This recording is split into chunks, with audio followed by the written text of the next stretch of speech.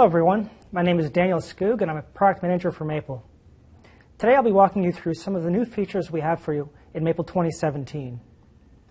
So Maple already, as you know, it has a long history of providing you a comprehensive set of mathematical tools as well as having really great extensive usability features. And I'd like to think that Maple 2017 really continues that tradition and adds a lot of improvements and additions that you'll appreciate no matter how you use Maple. So there's a lot to discuss about Maple 2017. And unfortunately, I won't have time to talk about everything in today's talk. But specifically, I'm going to focus in on a couple of key areas. So you'll see me talking about things like cloud package management, so how to install a Maple package from the cloud. I'll talk about things like building interactive plots using the plot builder. I'm also going to talk about things like our new visualization tools, including geographic data. There's also updates to our workbook file format that I want to share with you. And lastly, I'll walk through a couple more examples out of advanced math just to round out our talk. Before I jump in, though, I will mention that I won't be taking any questions during the presentation today. But if you do have any questions, enter those into the chat box on the right side of your window, and we'll address those at the end of the talk. So let's jump right in. Packages in the Maple Cloud. And this is a pretty big feature for it. It's one of those features that can really, it comes around once every couple of years, and it can really change the face of everything you do in Maple. So I'll start up here in the top corner. So you can actually see this is my icon. I'm logged into my account, and I'm logged into the Maple Cloud from here. So what we can do now is we can go up to this button, and we can browse the documents, math apps, or even packages we now store inside of the Maple Cloud. If I click any one of these, this will bring up the Maple Cloud window. From here on the right side or the left side, you can see public, math app, and packages all listed in this list here. So the idea with this list is that anything that's shown in the packages list is something that you can add on and install to your existing Maple version. So for example, if I was to scroll through this list, which includes applications for things like encryption, optimization, I see there's some file networking or file tools there as well. Anything that you want to experiment with here, you can simply just click on, and this will open up that package workbook inside of your edition of Maple. So the version I've clicked right now, this is Maple Google Maps and geocoding. And this is an add-on package that just talks to the Google Maps API. Once you open it up, this is just like any other package in Maple. I can scroll through this. I can see what this package is and what it does. I can see that there are two commands in Google Maps here, so find long lad as well as get map. And you can see here this just allows you to import some maps into Maple. If I go back to our web view for the Maple Cloud, you'll see that there are two buttons over here. So the first one is this kind of eyeball-looking one, and that's to view it. And that's what we also did by just clicking here. If you click on the button right beside that, that makes it possible to install the package. So what install means in this context is that you are asking Maple to go out to our Maple Cloud, fetch the latest version of that package, and install it to your local disk. So once you've done that, you'll get this completion notice from the pop-up. And if you go to a new document inside of Maple, I can now run with Google Maps and have that functionality native inside of Maple. So this is really, it's an exciting new feature, but it's an exciting new feature that makes it possible to do a lot more inside of Maple. So this Google Maps package is just one of these 15 that we have listed in the list right now. You can see there's a lot more here. So I would definitely recommend everybody to go out, have a look at what we've got in the Maple Cloud, because there may be something here that can really help you and add some value to your classroom that you may not have had before. Now, the flip side of all this, of course, is that we've tried to work a little bit to make it a little bit easier to author packages and author content inside of Maple. So again, I'll just open up the Google Maps app and just jump over here. If you've got some content that you want to share with your students, share with your peers, uploading it is as simple as going to File, Save to Cloud, or going over to the new cloud icon and just choosing Save to Cloud. Once you do that, you'll be presented with this new Maple Cloud dialog. And from this dialog, you can specify the Maple package type, the group you want to submit it to, language, authors, tags, and any other metadata that you want to include with this package. So this stuff is going to be really, really important once you actually bring this into the cloud, because eventually what we're hoping with the cloud is it's going to be a very immersive environment where you're going to be able to query for tags, look for this metadata, and just be able to pull apart any one of these Maple packages based on this metadata information. So this is all there. There's also a new package called Package Tools, which is available that makes it a lot easier to work with code in Maple. I'll also just do a quick tangent here and share with you the fact that this package itself is a Maple workbook. So the workbook was introduced in Maple 2016 as a new file format. And any new package that we upload to the cloud is now stored inside of a Maple workbook. So what this means is you can take your Maple package, you can take documentation, you can take your help files, you can package this all up into one file and then just share it, have people install it, and work with it. So these are all great tools that just really make it really easy for you to share and to install and update your copies of Maple. All right, now I could probably talk about that for a while, but let me move on and walk you through the next feature I wanted to share, which is the plot builder. So the idea of the plot builder is that we wanted to give you an easy to use interface for generating a wide variety of plots inside of Maple. So if I have an expression, we'll say something like x cubed. To start the plot builder, what you want to do is go to right-click on the expression, go Plots, and then Plot Builder.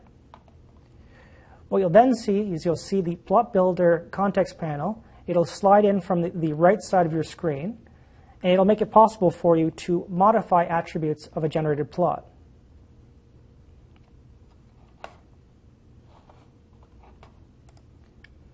So the idea is basically that anything that is shown or available from a plot command is completely accessible using this Plot Builder context panel.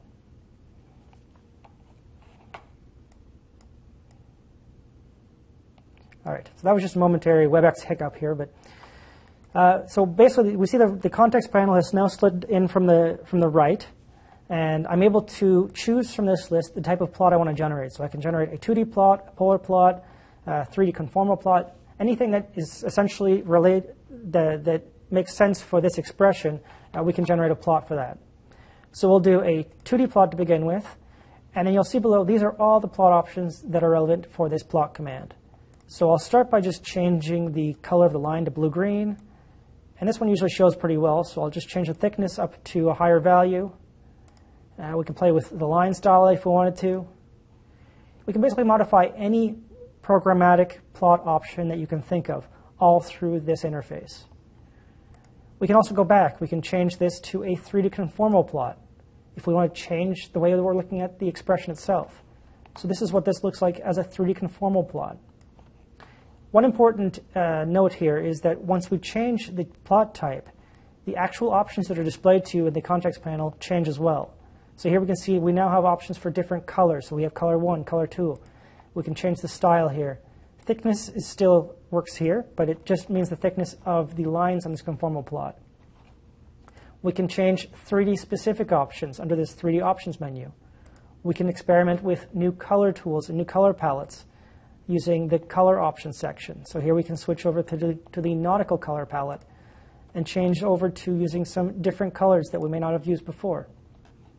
Basically everything that you could imagine, and it may not have even thought about, is accessible through this plot builder. So let me show you one more example with a different expression. We'll do x squared plus y squared. I'll again right-click, Plots, Plot Builder, same ways we did before. And this will slide in that same plot builder as we saw before. It comes in from the right side of your window. An important part of this, too, is that even if you generate multiple plot builders in the same worksheet, what you'll find is that you can go back through any one of the other plot builders and modify each one of those previous plot builder created plots individually. I'll show you what that means in a second, but for now let's create a quick 3D plot here of x squared plus y squared. And we'll just modify some of the style here. I usually like to make this either a surface or a wireframe. And we can just scroll around. We can experiment with this plot. We can still use all of the tools that we see here on the plot toolbar. Those are all still valid. But what we're doing here is we're just using the plot builder to experiment with different options for the plot structure itself. Now, another important part of the plot builder, and this is probably one of the coolest parts for me, is if we press this button here that says Show Command, this will pop open a box here that has the full command that lets you regenerate this plot again and again. So if I go down to the next line and insert this code, that's the exact Maple command to generate this plot. So in a lot of ways, you can use the plot builder as a way to generate your plots, to experiment with different options, but you can also use it to learn the Maple language itself. So it's kind of a great tool for plotting, for learning the language.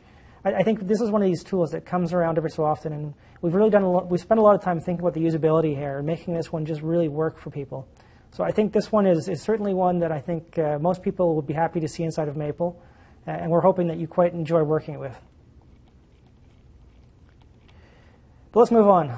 I've talked now about a couple of different plots using the plot builder, but plotting, I can't say it enough. Plotting is probably the most important thing that people do inside of Maple.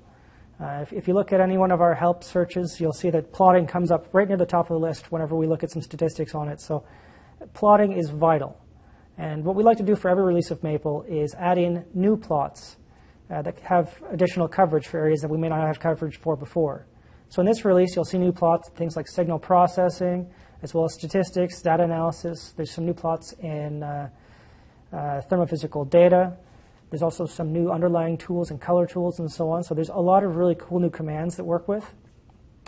But I think the interesting stuff comes out of the addition of plot annotations to Maple.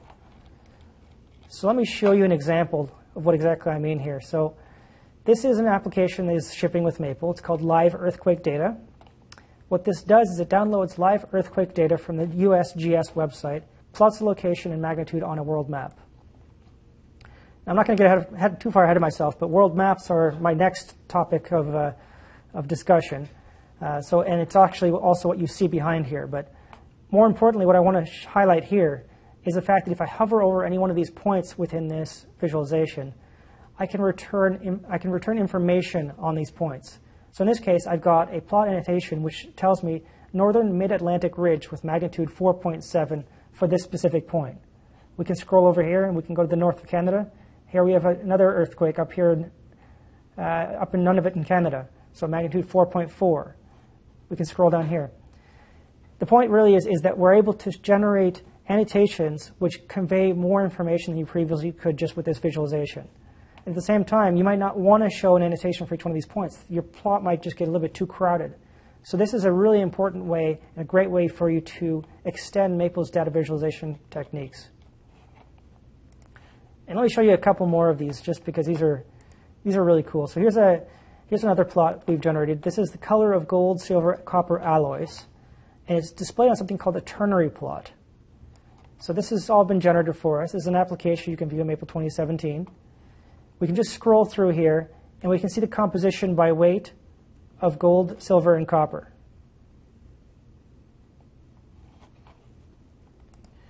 So I like that one. I think the final example I want to show you for plot annotations, though, is probably the most requested one, which is for contour plots.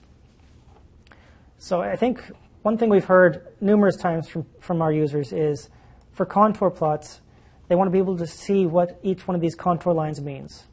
So with plot annotations, you can now hold your mouse over one of these lines, and you can see the values of these contour lines and contour plots. This is one of these features that we've kind of been looking at for a while, and I think that it adds a lot of value to Maple to be able to just now add in these annotations.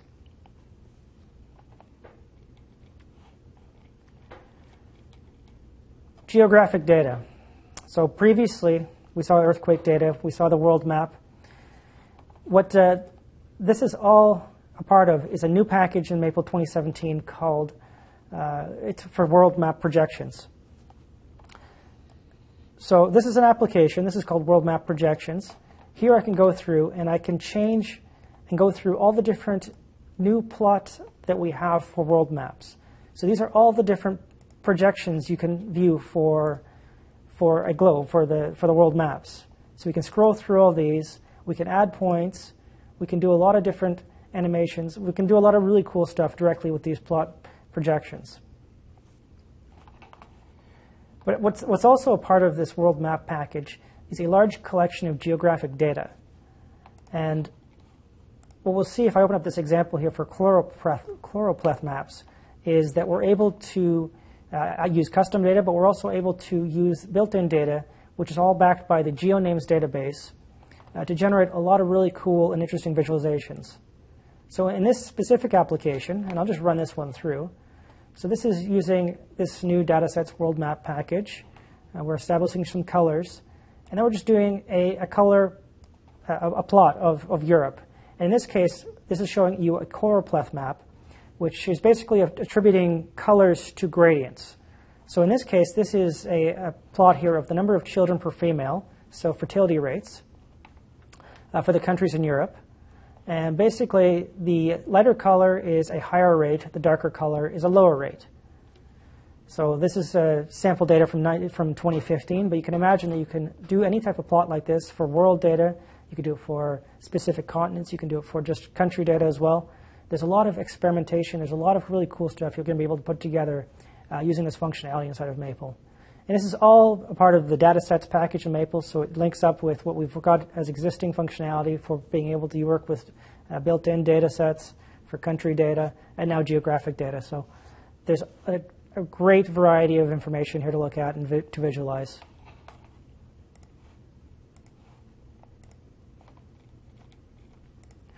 So changing gears entirely, password-protected content.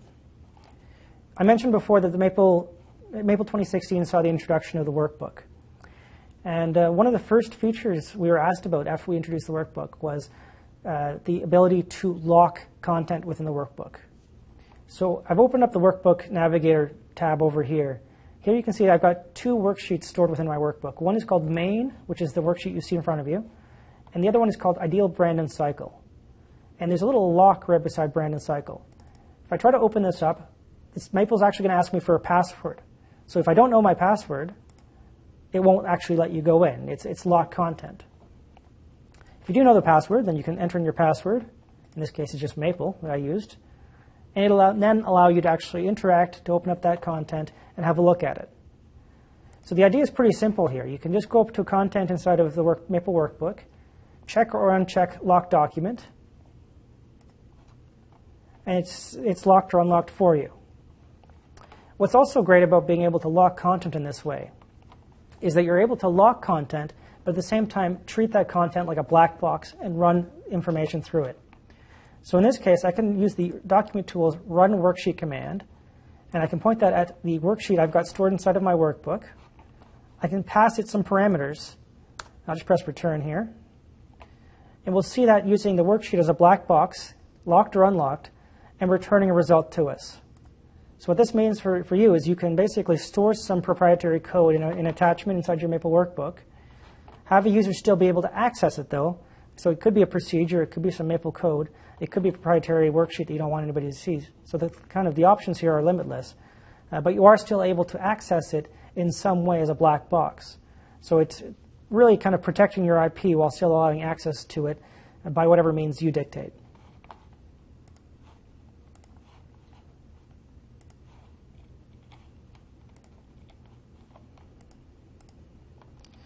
All right, let's talk advanced math.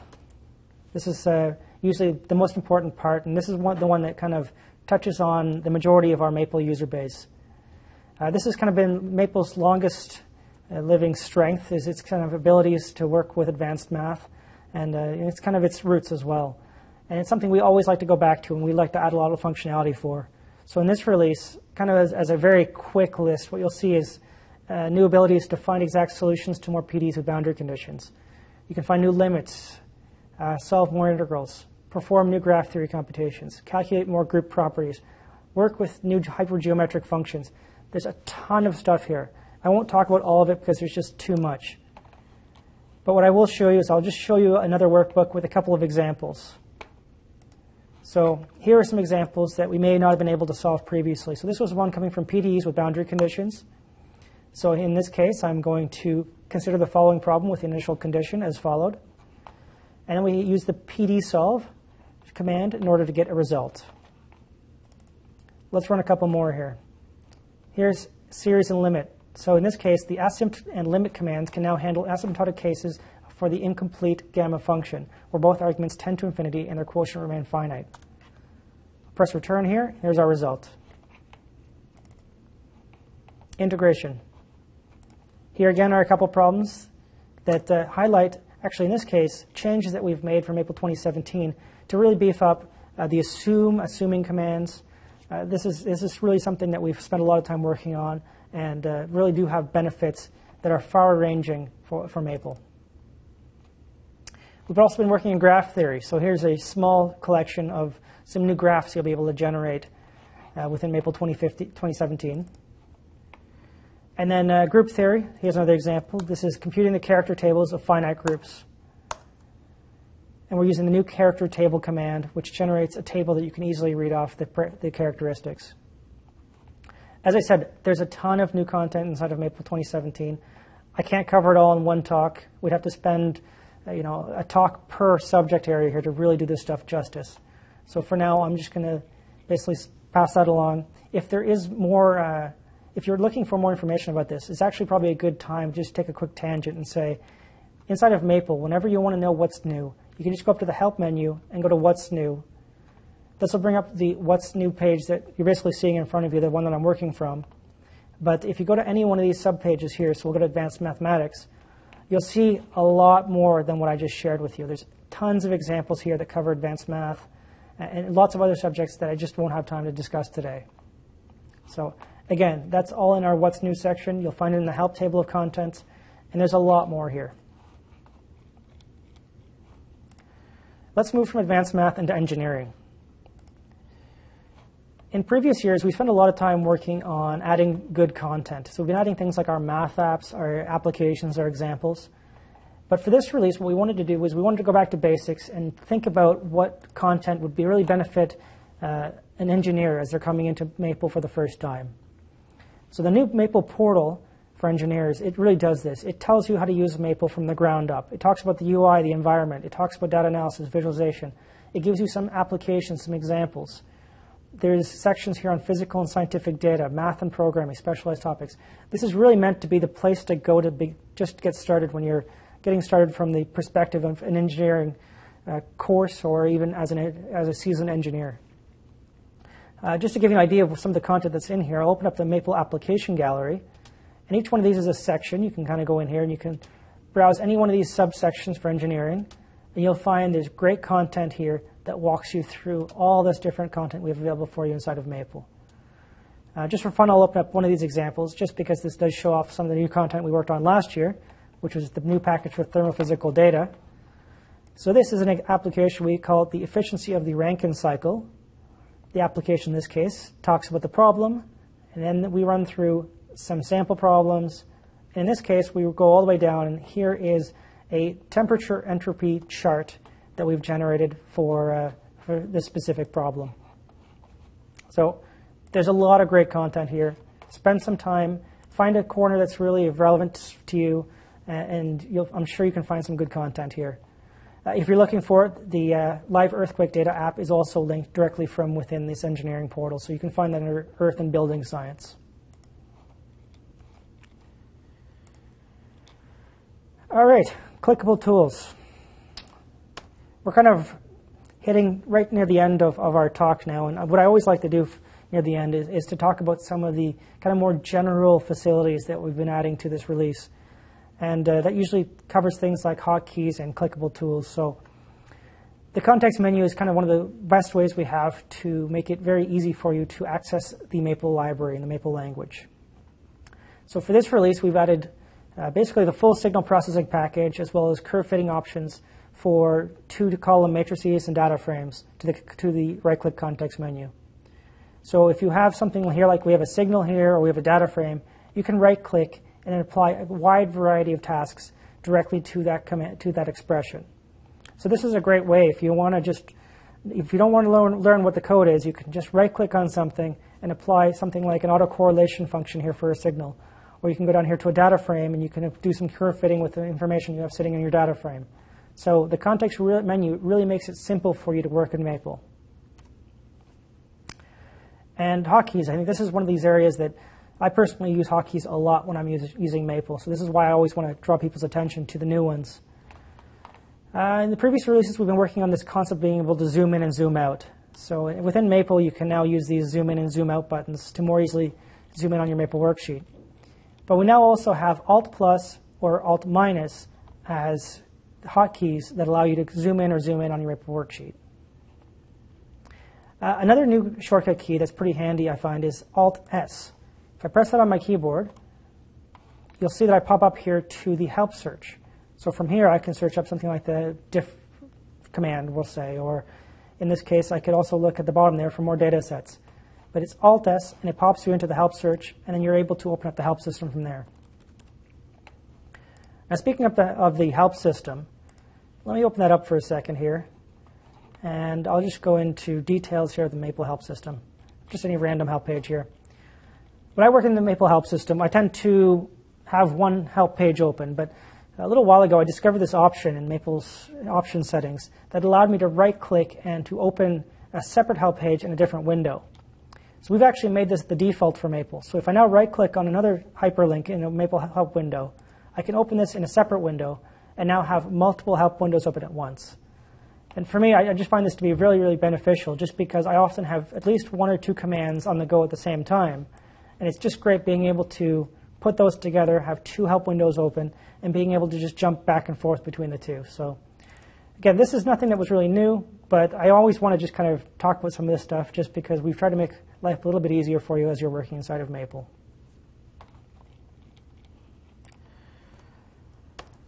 So that leads me full circle. I'm right back at the beginning. There's a lot more we can talk about. There's a lot more we can cover inside of Maple 2017, and I'm sure we will in separate videos. There's a couple of videos that we've already put together that talk about some of these areas in a little bit more detail than what we've worked in today. But there's so much here that we really just want to have this put in front of you. We want, hopefully, you to try out Maple 2017, experiment with things like there's new code generation for Swift, the graph theory extensions, all the work we've been doing for mathematical functions, partial differential equations, physics. There's a ton of functionality there that I haven't had a chance to talk about today that you'd really just be able to spend some time and really enjoy if you got there. Units is another one I didn't spend any time talking about today, but we've added a whole new subpackage for units called Units Simple that make it just a little bit more intuitive to work away with units. So that leads me to my last slide, and we're going to start the question period in just a second. But an important part of this presentation for us is just basically giving you options for staying connected. So first and foremost is our website, www.maplesoft.com. Go there. It has all this and more. Like there's a ton of content on there. We've got resource centers for engineers, for students, for everyone. But also don't forget about us on social media. So you'll see that our user forum is mapleprimes.com. You'll be able to contact us through Facebook, through Twitter, through YouTube, through LinkedIn, through all the addresses that you see right below. So I think it's important to put these on here just because we are constantly adding new content. We're adding new videos. We're adding new blog posts. We're trying to kind of add as much value as possible for you as a Maple user. So please visit us at these pages and do stay in touch. So at this point, I think I welcome up our moderator. And I think we have a few questions which are waiting for me, and hopefully I can address all those. Hey.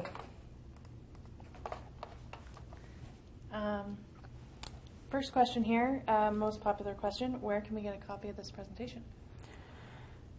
All right, I'll go back to my slide here, and I'll add an email address. This is always asked. So info@maplesoft.com is probably the best bet for this. I'm not sure if we're going to put this in our application center soon, but what we will be able to do is if you email us at info@maplesoft.com, we'll be able to reach back out to you. We'll be able to get a copy of this worksheet to you. So I've added this to the worksheet.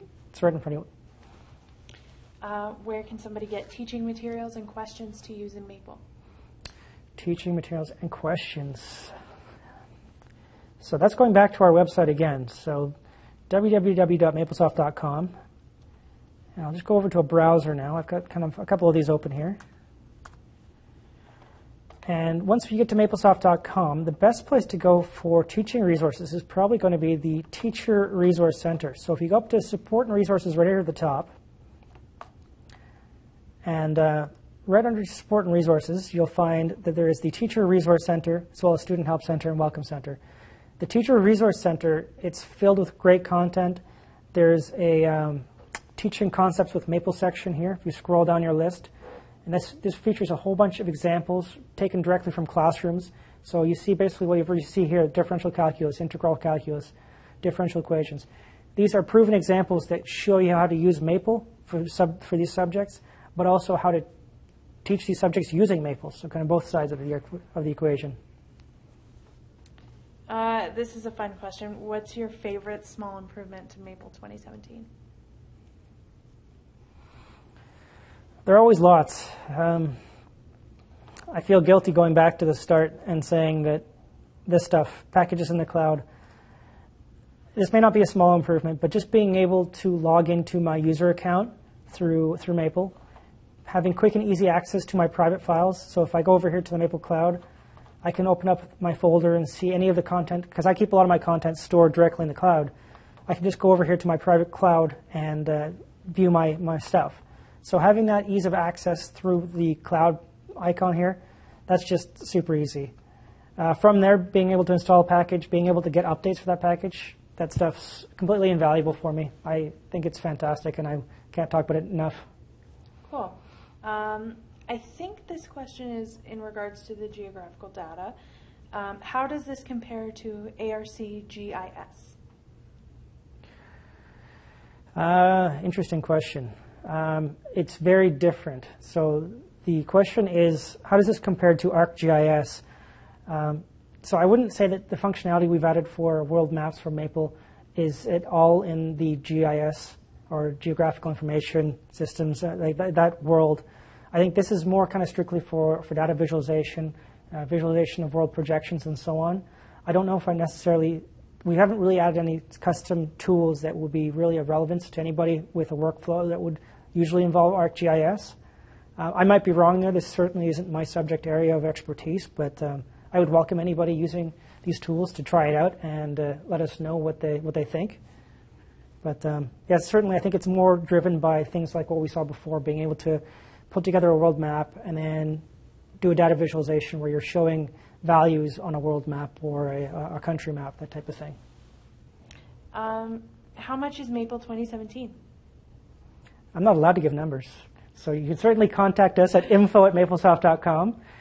We would be happy to help you and to work out a quote that would be relevant to whoever you are. So that's always a question that I get asked, and the salespeople just don't trust me with numbers. So, when and where will we go more in depth to some of these features in Maple 2017? So certainly, I mentioned some of our social media, and I've got a couple of these open just for this exact question. If you go to youtube.com, user MapleSoft video, we've got a playlist here called Maple 2017. The highlights video is 3 minutes long. It's even shorter than what I've done today. Then you'll see kind of other videos that are covering certain areas here. So plot creation using Plot Builder, plot annotations, world maps. So a couple of these are shorter, but we're also adding lots of new content. Here's bivariate limits. So there's a 10-minute video here on bivariate limits. We're going to be adding more and more content to this YouTube channel as we go. But you'll find that any of the content we have that goes in more in depth through video would be here. If you're looking in product, don't go any further than going up to the help menu and looking at what's new. I think another great place to go would be our live webinars page, where you could see the upcoming events. Yes. As well. Yeah. So that is under support and resources, and we have an events section. There we go. Live webinars. And that's where you'll see new webinars that are actually coming up in the next little while. So this is kind of what we're doing with Maple 2017. We're trying to promote it more, but we're also trying to talk about all these new features. So you'll see a lot of new events happening in the next couple of months here. And what about performance improvements? Where can we see information on that? So performance improvements. I'm going to go back to the What's New in Maple 2017. And there is actually a page called Performance. So if you go to Performance, this talks about specific commands that have seen their performance be increased or made faster. Some of these commands are kind of low-level commands that you'll basically see that if one of these commands has been changed, it may impact all of your Maple usage. Other commands may be kind of corner cases where we just kind of worked on one command that will only make that command faster. So I would certainly look through this page specifically. Look and make sure, see if there's anything here that's of relevance to you. But certainly performance is one of those things that every single release we get a little bit faster. So we do so through the library. We also do so through optimizations on our Maple GUI as well, so our actual interface.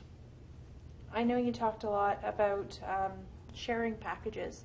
Can you talk a little bit about creating packages? Absolutely. So the question is about creating packages. So let me go back to the Maple Cloud for this one. So I'll go through the cloud here again. I'll go to the packages group. And I'll do this one just because I've actually added a package to the package cloud myself. And this is a package called cluster analysis.